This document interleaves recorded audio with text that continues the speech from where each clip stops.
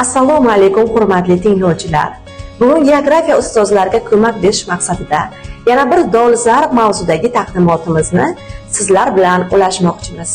Bugungi video kontentimiz o'quvchilarda 21-asr ko'nikmalarini rivojlantirish mavzusida bo'ladi. Bugungi kunda butun dunyo o'quvchilarida 21-asr ko'nikmalari shakllantirilmoqda. Xo'sh, 21-asr ko'nikmalari o'zi qanday ko'nikmalar? Tanqidiy fikrlash, ijodkorlik, muammoga yechim topa olish, hamkorlik, o'zaro muloqot ko'nikmalari, bilish, qo'llash, mulohaza qilish kabi bir qator ko'nikmalar 21-asr ko'nikmalarini tashkil etadi.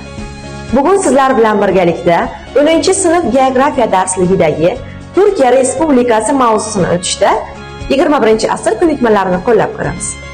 Ushbu mavzuni o'tishda yangi mavzuni mustahkamlash qismida 21-asr ko'nikmalaridan foydalanishimiz mumkin. Unda bilish, qo'llash hamda mulohaza qilish kabi kontekstlardan foydalanamiz. Birinchisi, demak, bilishga doir bo'lgan savollarda o'quvchilar mavzudan olgan bilimlarini mustahkamlaydi. Keyingi, demak, topshiriqimiz qo'llashga oid bo'lib, bunda endi ushbu topshiriqda o'quvchilar mavzuga oid bo'lgan ilmiy hamda nazariy bilimlarni turli vaziyatlarda amalda qo'llay olishni o'rganishadi va 3-topshirig'imiz mulohaza qilishga oid bo'lib, endi bu topshiriqda o'quvchilar mavzuga tegishli bo'lgan turli savol va topshiriqlarga turli xildagi mulohazalarni yuritib, yechim topishga harakat qilishadi. Demak, mavzumiz Turkiya Respublikasi.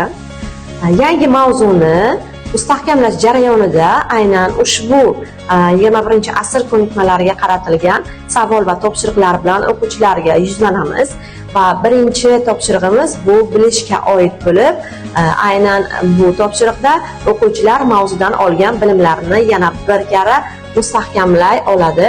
Xo'p, savollarni demak o'qib eshittiraman. Birinchi savolimiz: Turkiya qaysi dengizlar orasida joylashgan?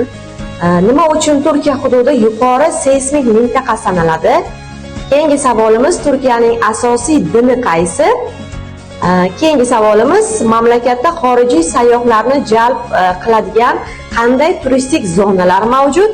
Va oxirgi savolimiz: Turkiya qaysi davlatlar bilan chegaradosh degan savollar bilan demak o'quvchilarga yuzlanamiz. Ushbu topshiriqni demak bajarish jarayonida o'quvchilarga qo'shimcha demak ma'lumotlar, rasmlar ham taqdim etish maqsadga muvofiq. Ikkinchi topshirig'imiz qo'llashga oid. Ushbu topshiriqni bajarish jarayonida endi o'quvchilarda demak darsdan olgan bilimlarni turli vaziyatlarda qo'llay olish qobiliyati shakllanadi. Ko'rib turganimizdek, bu yerda demak bir qancha rasmlar berilgan. O'quvchilar endi ushbu rasmlar orasidan aynan Turkiya davlatiga tegishlilarini topa olishlari kerak bo'ladi. 3-topshirig'imiz mulohaza qilishga oid bo'lib, ushbu topshiriqni bajarish jarayonida o'quvchilarda tanqidiy fikrlash, muammoga yechim topa olish, turli vaziyatlarda mulohazali fikr yuritish kabi ko'nikmalar shakllanadi. Bu yerda demak savol bilan o'quvchilarga murojaat qilamiz. Turkiyada ko'pincha jamoat binolarining tom qismida qora rangli kamon o'qi joylashtirilgan bo'ladi va buning sababi nimada deb o'ylaysiz?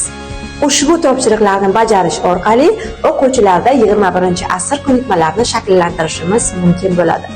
So'zimning oxirida amerikalik psixolog va o'qituvchi Benjamin Bloomning ushbu fikrlarini aytishni joiz deb topdim.